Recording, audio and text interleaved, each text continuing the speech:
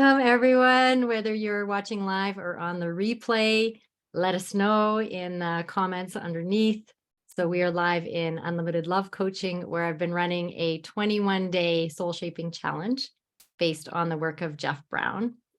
And when I think about soul shaping and what that means to me, it really is like embodying your truth and finding your true purpose and living from that place. And it takes crap loads of courage.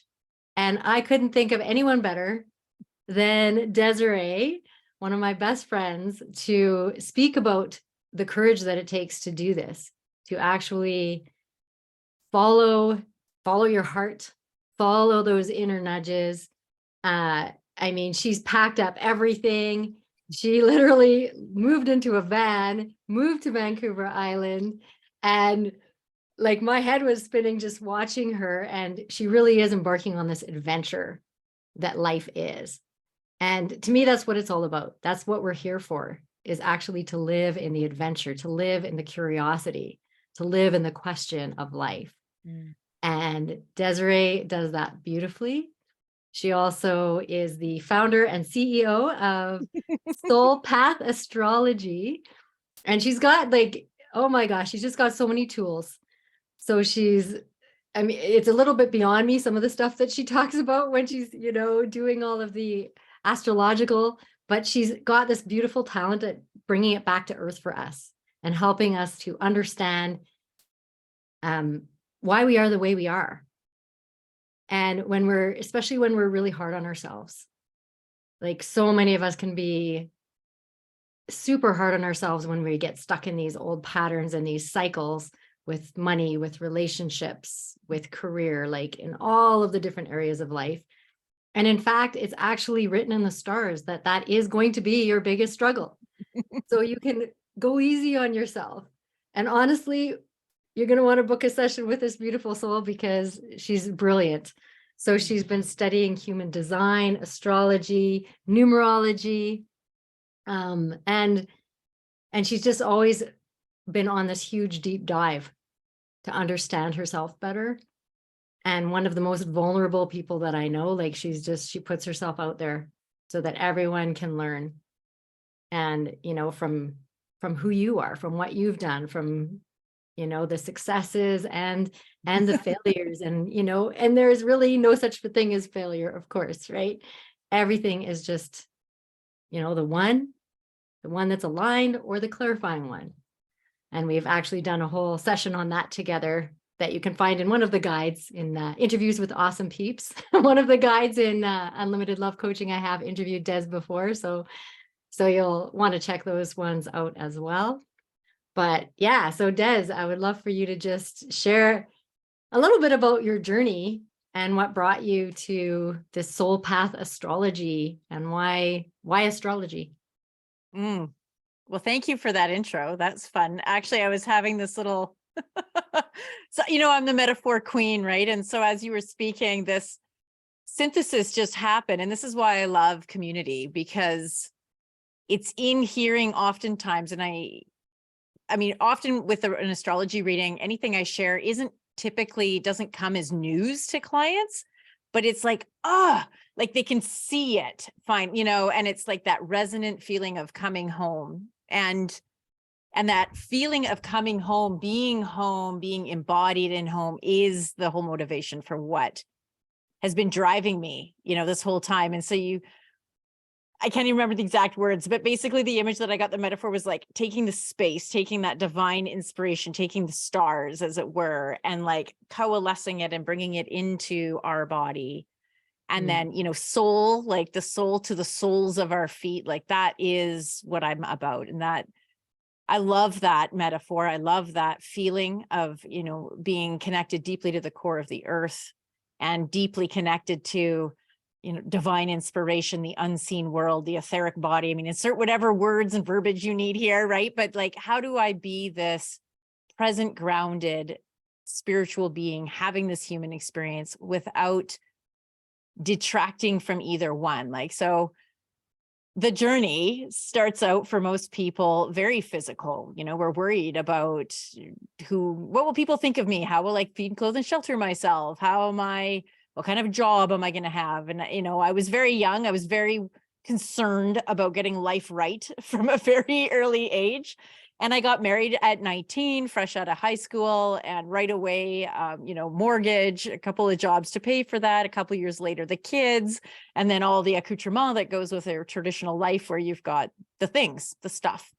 And in the course of that, there was always this niggling feeling that there was more, but I couldn't quite place my finger on it. And so as the years went by, I began to open more and more to the truth of what that was. And while I was in my 20s, and so this is actually going to fall into human design as a 6-2, the first 30-ish years before your first Saturn return for a 6 line, which incidentally you are too.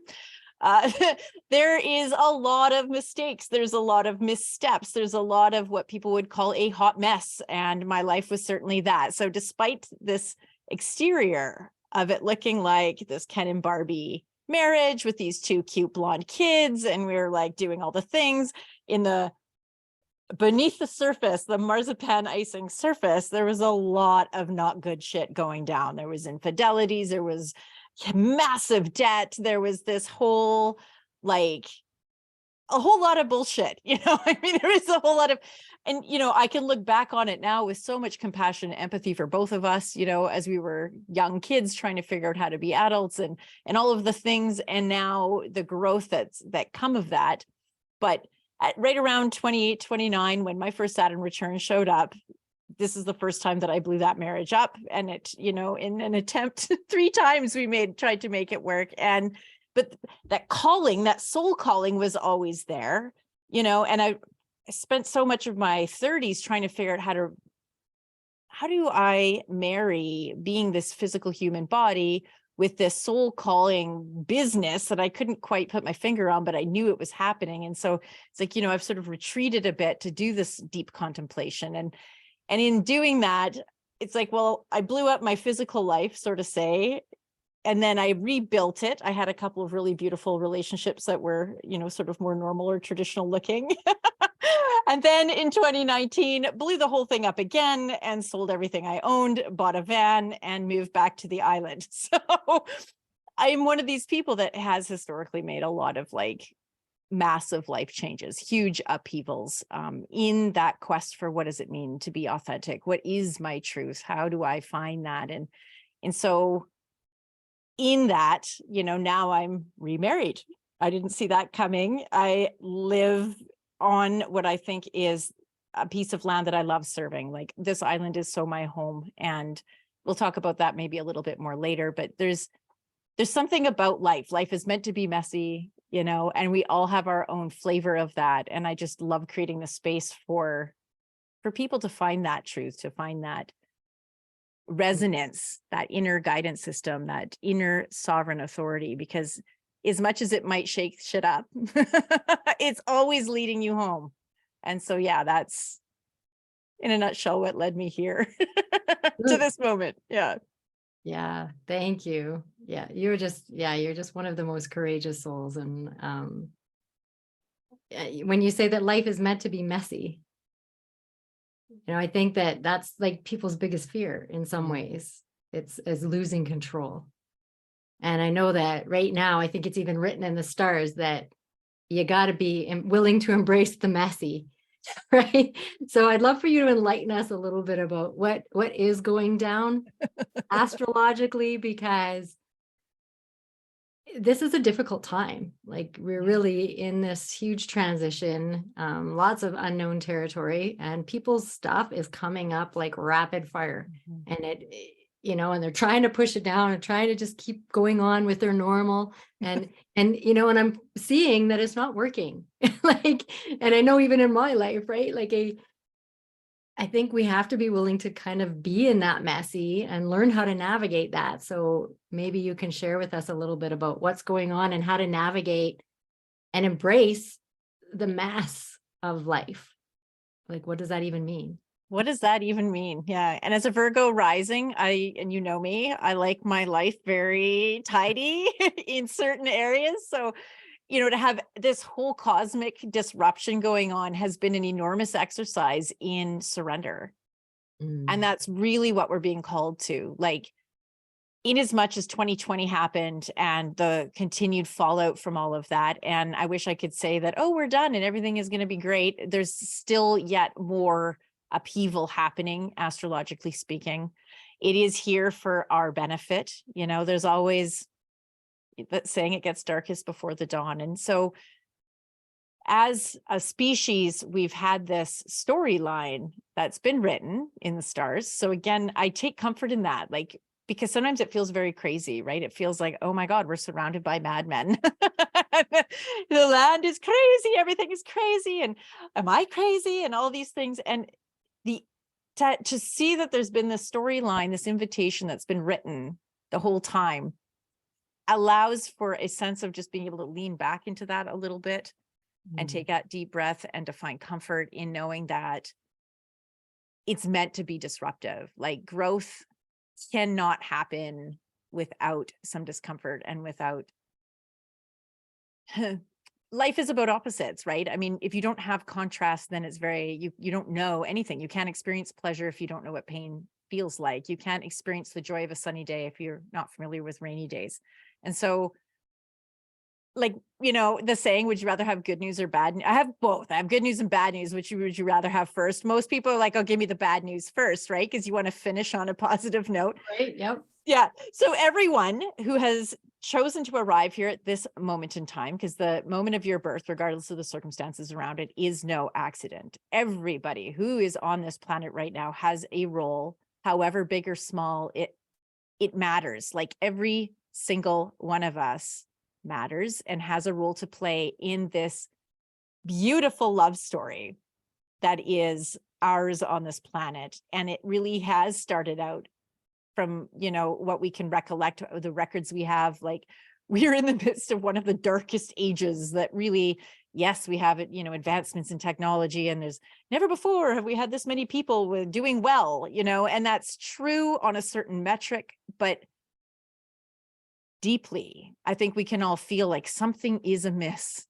There's something that's not quite right. And that is what's coming to the surface, is what is that thing that's not right? What is that misunderstanding or that story of separation that we have been, that mythology that we've been operating from? And that's the story, astrologically, that's shifting, that's changing. We're coming to the end of the tomb, the enormous volume of books that was humankind's age of separation. And we're stepping into the age of interbeing, interconnectedness. And it's glorious and it's beautiful, but just like labor, it's uncomfortable and messy as fuck. And it smells kind of funny. And there's sloppy messes everywhere. And it's like, okay, how can I cultivate?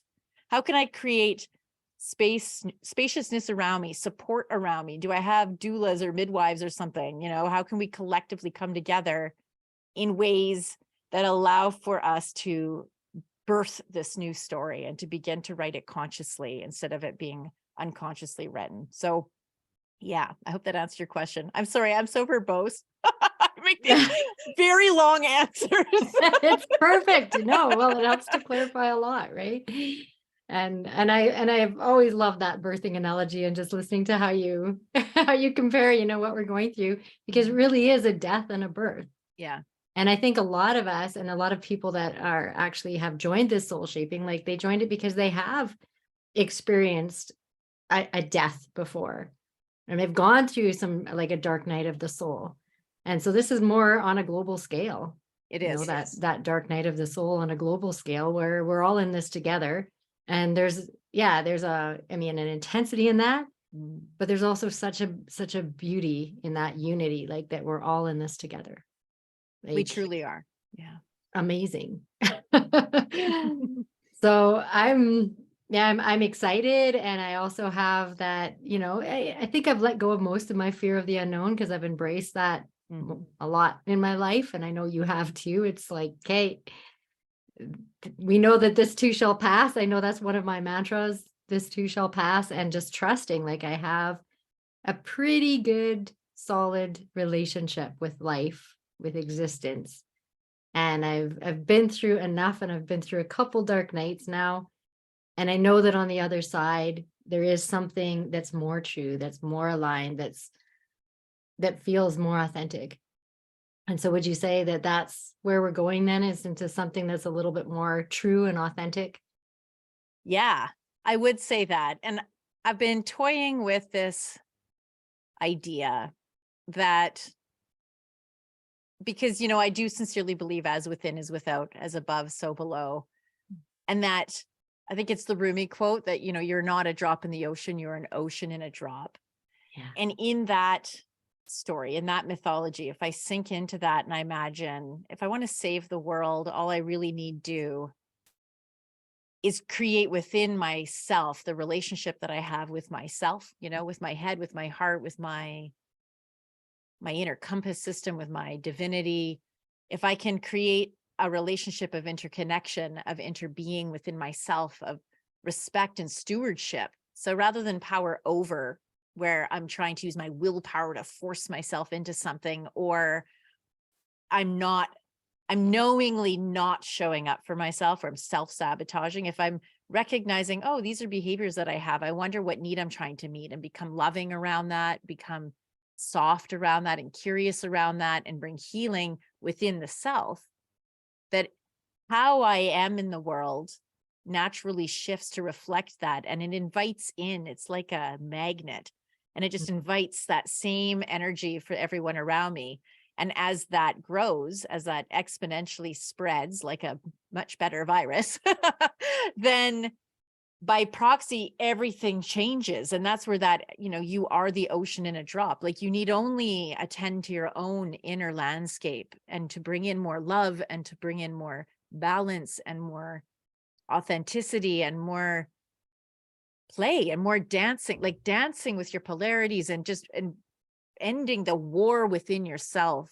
You will absolutely see that reflected externally. And, and as that relationship with myself grows, I notice I'm naturally, with no beating myself over the head or poking myself with a cattle prod, like drawn to what I want to grow my own food. I want to be more mindful of where is my water coming from? And, how do I want to move my body in ways that feel good? I'm not beating myself up, but I'm also not, talking myself out of doing exercise that feels good. I'm hiking, I'm dancing, I'm doing yoga. What is it that feels nourishing to my body? It feels like I'm loving my body. And so these little micro decisions start to change and shift just naturally from that. And the whole journey for me, because like I alluded to earlier, like I've been making these huge shifts. So it's like I would take the box and shake it like this, or the etch a sketch of my life, and just like totally start over. And that is kind of trauma inducing in itself, right? But that emerged. And, again, I could see how that would show up in my chart, right? Like, oh, she's an etch a sketch shaker, right?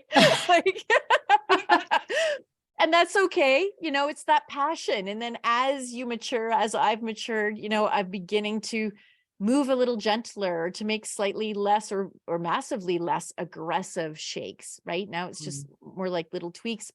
And at no point does it require you beating yourself up. At no point is it necessary to exert any sort of violence on the self. And so how can I show up more gentle? How can I have a better understanding of what my needs are? And that's really, with astrology, even with the tarot cards, all of that stuff, is tools that I use with clients to help them see themselves and fall in love with themselves, and learn how to have compassion and evoke a sense of humor, because there's no better way of going, oh God, having the sense of humor. There I am doing that again. Isn't that adorable? Right? Like, I'm reaching for the etch a sketch again. What can I do that's maybe just a little less intense, right? So yeah, I don't know. I feel like I went off on a tangent, Jerry. That's perfect. No, I'm always so engaged with what you're saying, and I love your metaphors and that etch a sketch. If hopefully people know what that is. I don't know if I we're guess it aging really ourselves dated me there. Yeah, you have to draw on this little thing. It was like, and Yeah. shake it up to clear it. Yeah. Yeah. Man, our kids wouldn't have a clue. But yeah, yeah, so I'm hearing you say that it's uh, that there's really no right or wrong way to do this. Like as far as dealing with the mess that's coming up, or the parts that need to be integrated, that are, coming up to be seen, and not to be pushed away, but actually to be loved, to be loved. so that Yeah. we can come back to that wholeness and come back home to ourselves. Like, what tips would you have for people? Because I know so many people are saying, yeah, their stuff is coming up big time. And yeah, do they just, I mean, like you said, you've just sometimes, okay, in that dark night of the soul, when the signature is confusion and frustration and stuckness, right? And there's this wanting to, like, just, yeah, I'm just going to leave my relationship. I'm just going to, throw it all away and start fresh. Right. Mhm. And I don't think there's anything wrong with that. And sometimes that is what's called for. But what, from your experience and having done that dark night more than once, I know you Mhm. have as well as me, Yeah. what would your suggestion or some of the steps be, like, to help people navigate that? I think what a beautiful question. The very first one is, no, you're not wrong. Like, no, you're not crazy. Like that sense of agitation, become present for it physically in our body. Like, where is that? Where do you feel that agitation? Do you feel it in your heart? Do you feel it in your gut? Do you feel it in your head? Does it have a color? Does it have a texture? Like, the whole point of all of this work for me is coming home to the self. And that means physically coming home. Where am I feeling this? How can I arrive for it and just lend it my attention without judgment? Just curious, open-minded, compassionate spaciousness. And in that, it reveals itself to you. There are needs. There's the needs that you have, the needs that people have are legitimate. I think we're actually wired for connection. We're wired for love. It isn't all inherently good in the end. The journey there often does not appear to be that way, but to take the step of being patient. So step one is, where am I feeling this? Acknowledging that it's there, calling in for help, seeking some assistance if it feels like you could like someone to help hold the space or to reflect back to you what they Mhm. hear you saying or what they hear you feeling, because that can be very helpful, especially for people that are extroverted, because a lot of which I am, so like a lot of my processes, if I talk about them and then have a trusted friend just mirror back what they heard me say, oh, suddenly I'm like, because you are your own guru. Your journey lies within you. The map of it is within you. I can see it in your astrology chart to a degree, but it still needs the gnosis, like where it moves from knowledge into wisdom is your own knowing. It's your own acting on it. And so the invitation's always to come back home and to check in. Always, always, always. So yeah, Mm. step one, check in. Step two, trust what arises there. Step three, seek help if you want, or sacred container holding, that kind of thing. Huge. Yeah. And then become curious, create what might this need of me, right? Follow those breadcrumbs of excitement, what in that space of curiosity, what bubbles up, do you get an idea to start a book? Do you get an idea to start a garden? Do you get an idea to really sink into parenting your children? Like, you really want to focus on that, like whatever it is that immediately bursts, I feel like you can trust that. Like, that is the inner guidance system that wants to bubble up. That creative impulse can be trusted. Mhm. Yeah. Yeah. And sometimes people just feel, like there's just this feeling lost, which Mhm. usually requires a lot of stillness, Yeah, absolutely. like holding space for learning how to hold space for yourself. But like you said, reaching out and finding that safe space, like that person or that group that is a safe space for you to just share what's going on, how you're feeling. Like you're that for me, and like, and I only have there's a couple people Mhm. that I really trust to be that totally safe space for me. Yeah. And it's I'm always surprised at how healing it is, that to reveal, right? Because we're only Yes. as sick as our deepest, darkest secrets. So there's parts of us that we're still pushing away and that we still feel guilty and shameful about. I mean, to actually reveal them Mhm. to somebody is so freeing. And It's so freeing.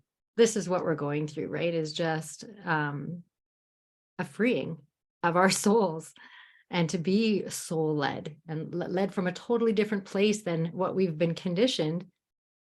We've been conditioned to survive and to live in fear. And we have all of these patterns Mhm. that keep repeating themselves. These protective mechanisms that we're keeping ourselves at bay. We're keeping ourselves safe, and we're not fully expressing, and we're not fully loving, and we're not fully living, and not fully connecting. And I mean, and people are feeling a longing. Mm. And to me, that's what it's, that's their heart saying, yeah, there's so much more here.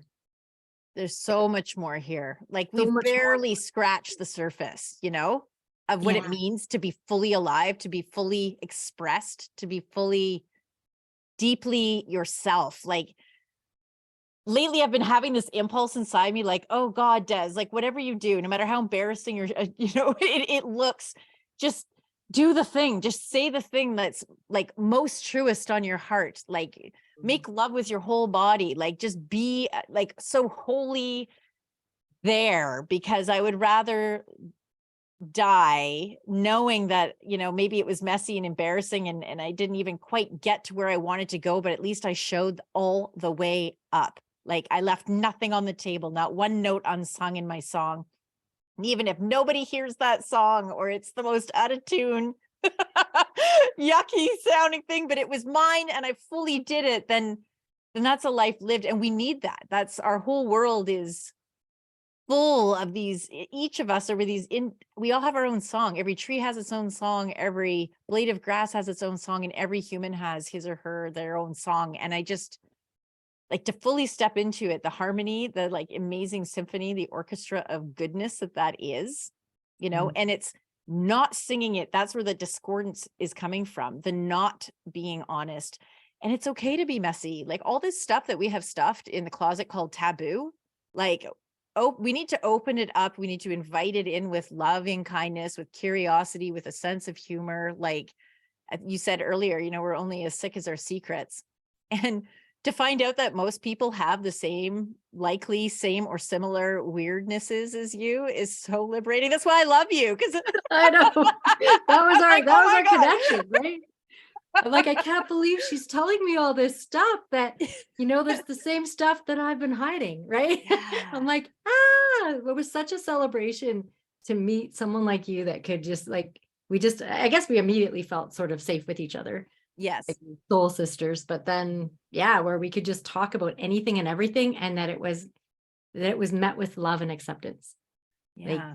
wow. Like there wasn't even like eyebrow raising. I mean, there was just like, it was always a leaning Mhm. in, like, oh, tell me more. And we still do that. And just, Totally. I mean, everyone needs this. So find that safe space, find that tribe, and be gentle with yourself. And like, Mhm. I'm huge on welcoming everything, Yes. because what you resist persists. And people don't realize that when you're judging it as bad or wrong or something that you need to hide or suppress, that is resistance. You're resisting it. Mhm. And then you're wondering why you keep attracting the same thing over and over and all of the same patterns, because it's an invitation to accept it, to Yes. integrate it, to welcome it, and stop pushing on it and stop pushing it away. So tell us a little bit about some of the tools, like so you use astrology, numerology, human design, and I know you've got more in there too, but how does that, how are you finding that really helps people navigate this journey of life and move through, or like those patterns? Because I know you said in the write-up, like Mhm. you were saying that, yeah, that a lot of people have patterns in relationship, patterns with their finances, that they just feel like they cannot move out of their way. Like Yes. here it is again, Oh, here we different go again. face, same pattern. Like, what Yeah. the heck? What am I doing? So people start to question themselves, Yeah. like, what am I doing wrong? So what would you have to say, and how could your tools assist them? Well, first of all, in my experience and in my belief system around this, those patterns actually show up in your astrology chart. We all have the way astrology is set up is each house is 180 degrees apart from it. It tells a story. It's about the union of opposites. It's about playing with polarities and finding the gold in both sides, which means embracing the shadow in all things. There's not like there's one house that's the good house, or one planet that's the good planet, or one star, like each one has its own immediately obvious gifts and it's not so obvious gifts. And the not so obvious gifts are the shadows. And this is the patterns that arise in the chart play themselves out, and they're meant to play themselves out. You came here to play out a game. It's a game of hide and seek. It's like you and your divinity are playing hide and seek with each other. And so welcoming that experience and using these tools is the point. And the tarot cards I find really helpful too, because it's a version of having that best friend. Like, so here's this external thing reflecting back to you an energetic pattern that you get to check in with yourself and say, does that land or not? And what is that revealing? What is this message in this card revealing to me? Like, how am I seeing myself? Do I see, yes, that fits, or no, it doesn't? Because either way, that's enlightening. Either way, it shows you what is true for you, right? And so when you can see the pattern, you can release yourself of feeling like an idiot, for one thing, and you can start to sink into, okay, so what is the gift then? Because what resists persists. How do I welcome in shame? How do I welcome in failure? How do I welcome in too muchness? How do I welcome in not enoughness? How do I welcome in failure and control? And like, there's this whole litany. And actually I'm getting into human design, and it's probably my favorite tool thus far, or not human design, Gene Keys, which is related to human design, but it's like a whole nother octave up from my opinion. But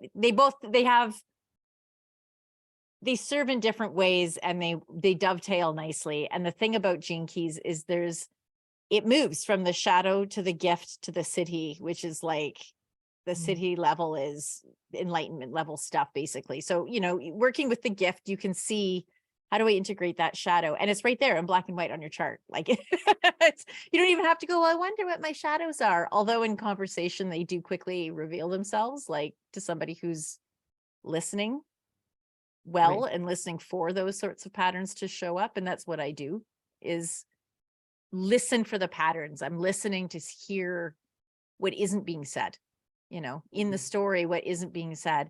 And it's a movement from victim consciousness into empowered into service, which encompasses a lot. But so just allowing that movement, that rise up, and it entails it. At no point are we rejecting any part. It's, how do I integrate this? How do I bring this in? How do I welcome this in, and then integrate it and ascend it? Like it's this whole process of welcoming the self. And the tools that I use, so like you mentioned, the astrology, the tarot, the numerology, human design, Gene Keys, whatever else, just talking, all of those things are used to help you see yourself, and to how can I befriend myself? How can I welcome in these alienated bits of myself that I've shoved in the corner, that I've rejected and projected, and bring myself home so that I can write my own inner story of the more beautiful world our hearts know is possible, my inner story of inclusion and interbeing and wholeness. Yeah. Yeah. So I'm hearing that, when people first start working with you and hearing, all about their charts, and that they're able to more easily forgive themselves, and recognize that, it was already there's some things that are predestined and predetermined, that are really written in the stars already. And so it's easier to forgive yourself and to go easy on yourself, recognizing that, this was my path. Like, these are the shadows that were already in there. Like, whether, it's karmic, I was born at a certain time, a certain place, and there are no accidents, and I'm not an accident, and nothing that happened is an accident either. So you help people kind of find those gifts. Yeah, gently, because I think it's important to go at the pace that you're ready to go at. Like it can feel very bypassy if you're not really ready to jump to forgiveness, right? And so it is very much about meeting each person where they're at, and then adding that invitation to digest that, to finish digesting wherever it is there, to integrate that in, and to give themselves permission to move beyond it. Because there's this tendency to, right, to stay where we're familiar, which is uncomfortably comfortable. Yes. But typically, if people are coming to see me, it's because they're sick and tired of being sick and tired. There is a pattern in their life that they are ready to identify and to finish, you know? Mhm. And so, yeah, you're always so good at synthesizing what I say. Thank you. No, well, and I'm seeing, like, I know Jeff Brown in Soul Shaping talks a lot about the Maslow's hierarchy of needs, and you know, and really these tools can help people just come back to, you know, like the root chakra, like Mhm. from the root up, like you were sort of explaining, that that safety is so important, Yeah. that safe space, and that, you know, somewhere where you can reveal and get honest, like getting honest with yourself and sharing with another person is kind of the groundwork, right? Like the foundational work, because you're not going to be able to really elevate into this true path. It takes a whole lot of courage until you have the shelter and the food, and until those basic needs are met that often weren't even met in childhood. You Mhm. know, the people that were supposed to love us the most really weren't equipped. Like they weren't loved the way they needed to be loved. And so our behaviors, which I heard you express earlier in the call, is like they're always an expression of an unmet need. Like what am I needing? Mhm. What's being asked for right now? And so go easy on yourself and also on your kids, right? Like that their behavior is an expression of an unmet need. What is that need? And if the basic needs aren't met, then you can forget about everything else. Like you have to start with that foundation, and I'm totally guilty of doing the spiritual bypass route, and I always have this shame wave where I realize, oh my God, I'm doing it again. Yeah, Like, me you too. know, you don't know what you don't know. And I know later in the 21-day journey, that is one of the days, is talking about spiritual bypassing and the temptation, especially when all your shit starts to come up, to just like jump to forgiveness and jump and, you know, and bypass, yeah, you know, use those spiritual principles to just kind of, you know, it's all an illusion, it's all a dream anyway, and Yeah. and it's all good. And so, like, I remember Jeff Brown saying that he was dating one woman that she used to always say that, like, she actually said she wore heels so that she could elevate and be more in the spiritual realm, because if she was too grounded, if she was like right on Mother Earth, it was too painful. So she Oh. actually wore heels to, like, talk about spiritual bypassing, right? She wore heels to get her up and Mhm. out of all of that pain and all of that ick that she felt being here, being human. And she used to always say, it's all good. And I'm like, oh my God, I used to say that all the time. And I still say, oh, it's all good. No bad And days. Yeah. yeah. And what he really heard was, like, every time she said it's all good, it meant like, no, it's actually all bad. Like this is not feeling good at all. And so it was like that spiritual bypass that, you know what, you know, it's all good, it's all God, it's all love. So yes, that's true, but it's not true until it's true. It's not true Mhm. until you're actually there. Totally. Yeah. Yeah. And I So can attest to that. I mean, a lot of my life changes that I made were some version of that. It's like, okay, I want to bypass this. I'm just going to do what is considered very challenging or very hard. I'm going to, you know, up level my whole life, where a lot of people just stay where it's safe. And then I would do the opposite, but it's literally the opposite of the same coin. So if you're staying stuck and not growing because you're too afraid of change, just throwing everything out and starting over is just another version. It's the other side of that coin, right? And so it is about coming home. It is about, yeah. And you know what strikes me about what you're saying is, if it is too messy to be here, then okay, bypass for a hot minute, if that at least gets you out of being completely stuck, you know? So like, no regrets in my life. I have, well, everyone has some regrets, but I mean, like, even when in hindsight, I look back going, oh my gosh, if I knew then what I knew now, I wouldn't have done it that way. Right. I would have had a more nuanced approach, perhaps. but it was in that time was perfect. Like the colossal mistakes or moves that I made that were very disruptive were perfect then, right? And it's okay to approach it different now.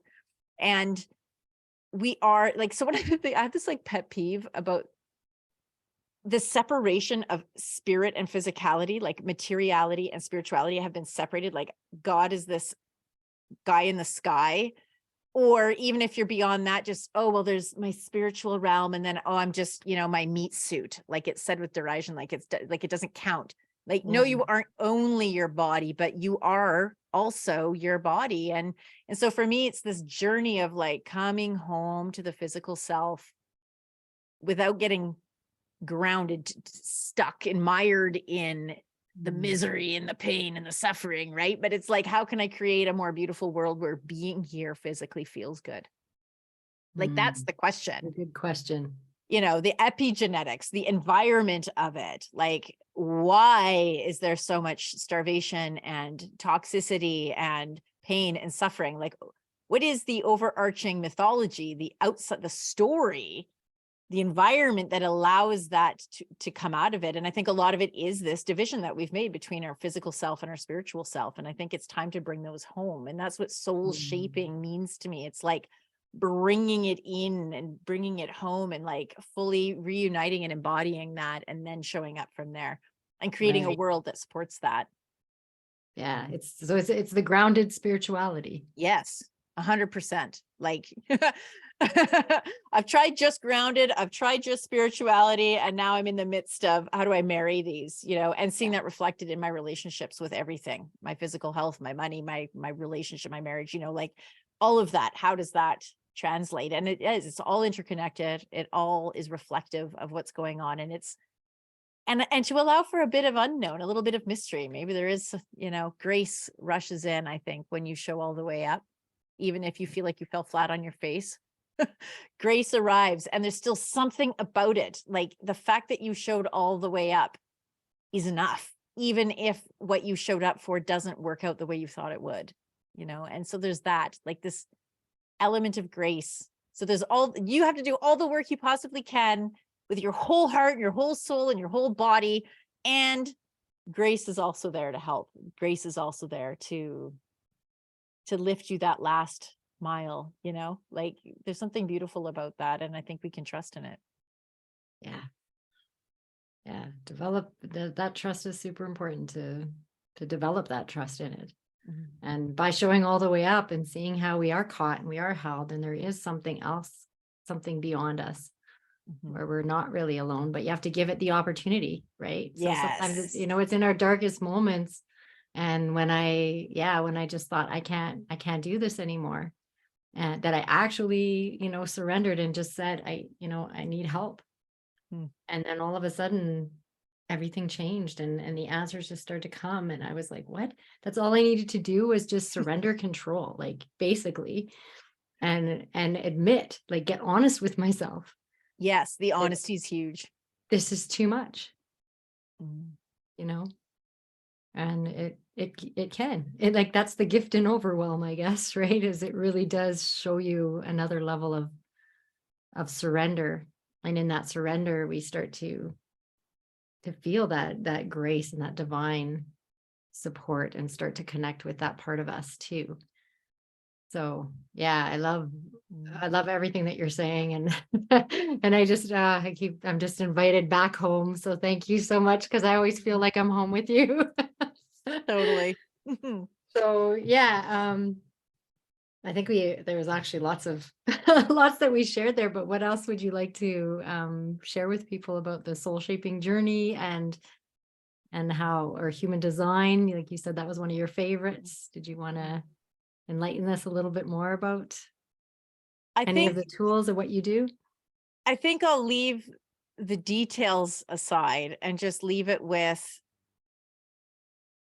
it can be so helpful to spend some time in your own company and learning how to connect with that. And it can be critical, actually, in many respects, to cultivate community that holds the space and invites you into your own authority and your own autonomy. And if you're feeling like you need someone to do that, I'm like putting my hand up over here kind of thing, because I so strongly believe in each and every one of us is deep purpose, our deep inherent goodness, at our core. And that the whole idea for me is an invitation by being it. I would like to be a living example of what does it mean to live your truth? What does it mean to have stepped in a lot of mud and made a lot of messes and taken accountability for that and growing through that and finding wisdom and compassion and joy in the journey. And I just want to invite everyone home, and you are home, you're here. It's just very hard to see it sometimes. And so come hang out, because in the Yeah. hanging out, you'll find it. It just starts to resonate like a guitar string, like harmonics. If you pluck the C string, and not the other C string that's at an octave higher will vibrate. Like that's the harmonics. And so the more that we can come home and just be vibrating what it means to be home, what does it mean to be well seated here? Then that emanates out and it invites that same resonance in everyone else. And so, yeah, come home, welcome home if you want some help. Yeah, because there is a song that resides in each of our hearts that is a more beautiful world, a more unified world, a more holistic place of being that encompasses the whole spectrum of what it means to be this miracle. Like it's fucking miraculous, this experience. Like it's nothing short of sacred. Every blade of grass is actually, it is a miracle. And it is possible to actually live in a way that recognizes that with increasing regularity, like deeply feels it to be true. And that's what I'm about. That's what I'm preaching. And that's what I'm calling in and inviting everyone that feels resonant with that to come to. Whew. Yeah. I want to say amen. Hallelujah. Live as if everything is a miracle, because it really is. And how to get to that authentically, not just to say it as a bunch of nice words, but like to live from that resonant truth. Like that is my deepest why. And I really appreciate the invitation to be here today, because in vocalizing that just now, it just like I know, I felt it. I was like, yeah, it's supposed to be awesome. I swear, I promise. I'm with you. It is like we're here to enjoy and to let life in and to have that intimate relationship with every blade of grass, like the romance with life, like the ultimate romance. Yes. And we can only do that if we actually get to that space where we can live open, like open-hearted and open-minded, and just open to the messes, to the light and to the dark. So welcome. Yeah, welcome home, guys. I see that, yeah, Scott, and we've got a couple people on the call with us. And yeah, so thank you for being here, and thank you to those of you that are watching on Facebook and on the replay. So please do let us know, your biggest takeaways, your biggest insights. We'd love to know. If you have any questions, I'll be going through all of the comments, all of the chat, and I'm sure Des will too. So if you have any questions for Desiree or for myself, then please type them in. And yeah, we'd love to know what your biggest takeaway was. And I'm just in a space of softness, openness, and so much gratitude right now, because I feel this homecoming. Thank you for reminding me why Thank we're you here. back. Yeah, love you so much. So how can people get in touch with you, Desiree, if they do want to book some time with you? You can find me on Facebook at Soul Path Astrology. You can certainly email me at soulpathastro@gmail.com. You can find me on Facebook on my personal page at Desiree Michelle. And yeah, those would probably be the best ways to get a hold of me, and let's connect, because I'm definitely feeling the call. Yeah, thank you. Oh, thank you for spending, I guess it was about an hour, right? Perfect. Look at us go. For spending this hour with us. It always goes by quickly. But yeah, that just feels so good. Like we all just need to be nourished, and we're walking each other home, right? Yeah. All right.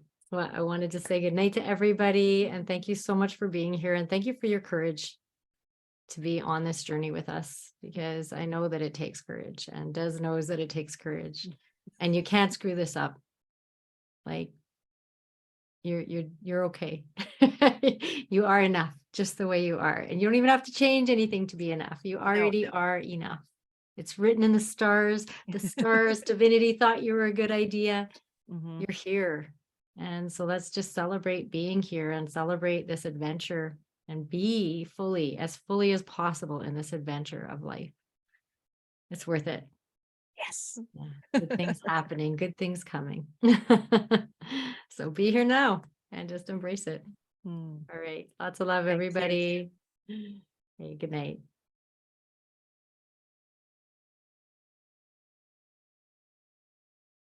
All right.